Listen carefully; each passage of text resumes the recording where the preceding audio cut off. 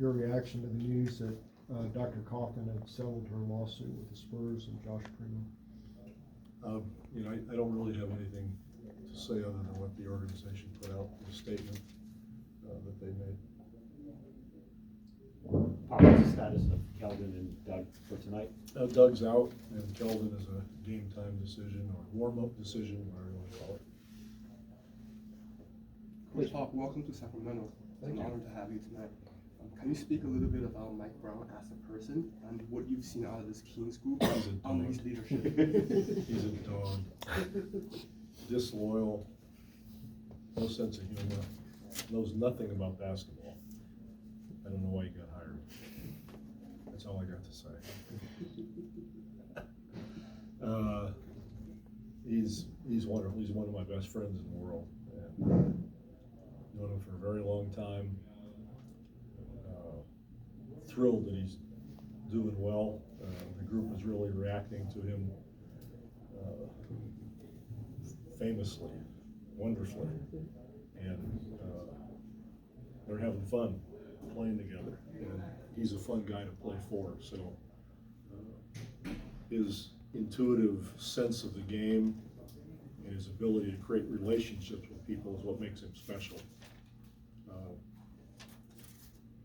He's always been sort of known as a defensive sort of guy, but based on the personnel here, he's done a great job of really infusing an offensive system that fits everybody, and it really shows. So I'm thrilled for his success, and always great to be with him or be around him.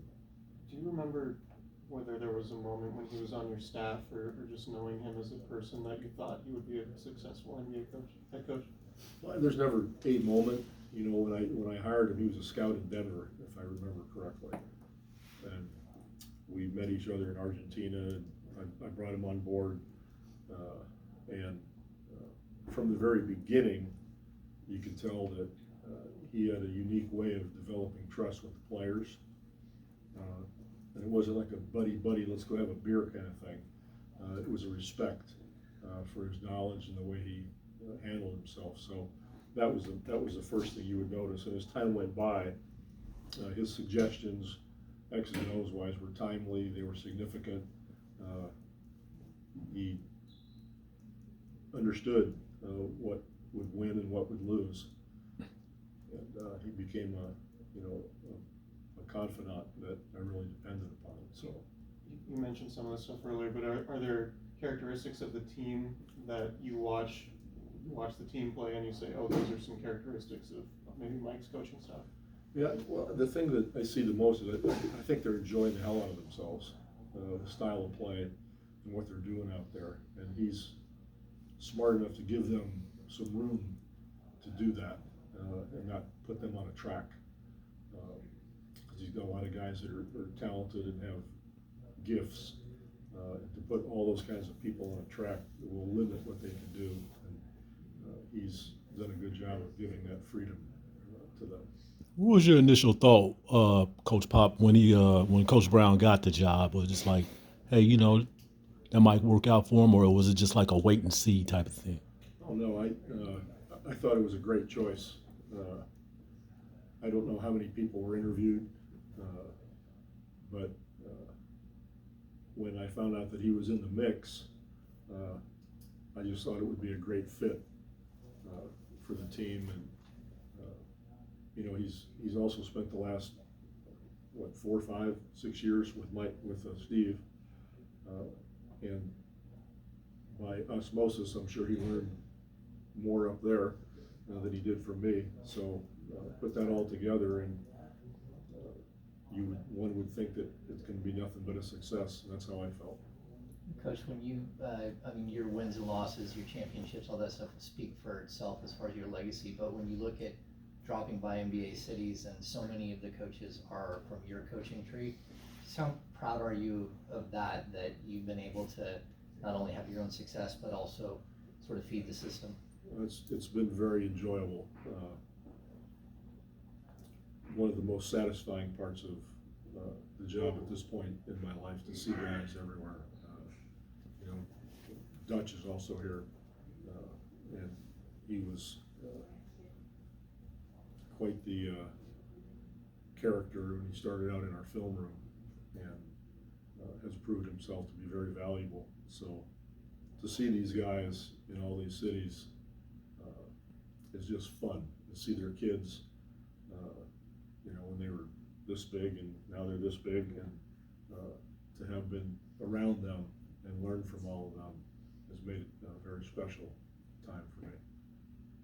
What's impressed you most about Jakob's development on the offensive end over the last 5 years? It's just his confidence. He's never thought of himself, nor did we think of him as a scorer. But we need to have that. We have to find ways to score. We don't have one-on-one players, and we don't really have post-up players, so you got to score somehow. So we more or less had to convince him that he needed to be more aggressive in that sense, take chances. The worst thing can happen is the ball doesn't go in. Who cares?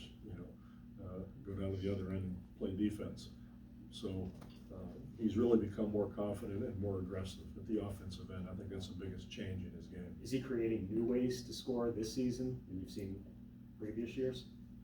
Well, he's just doing it more. He's trying to score. That's the deal. There are no new inventions of how to score. There's X number of ways you can score. Right? We haven't invented the light bulb yet or anything like that. Devin Vassell, he's been playing pretty well for you, except for the exception of the Golden State game. But can you talk a little bit about him and his development since Murray moved on? Made the biggest step of anybody on the team as far as upping his game. His confidence level has been off the charts. He's been aggressive driving it, hunting threes. He's worked hard on his defense. He's going to the board. He's becoming a complete player. Huge jump from last year. Where's your confidence in Brian Wright after the lawsuit? After the loss? After the lawsuit. Oh, lawsuit. Total confidence. He's wonderful. He's bright, incisive. He's a good man. He's a hard worker. I'm thrilled that he's our general manager.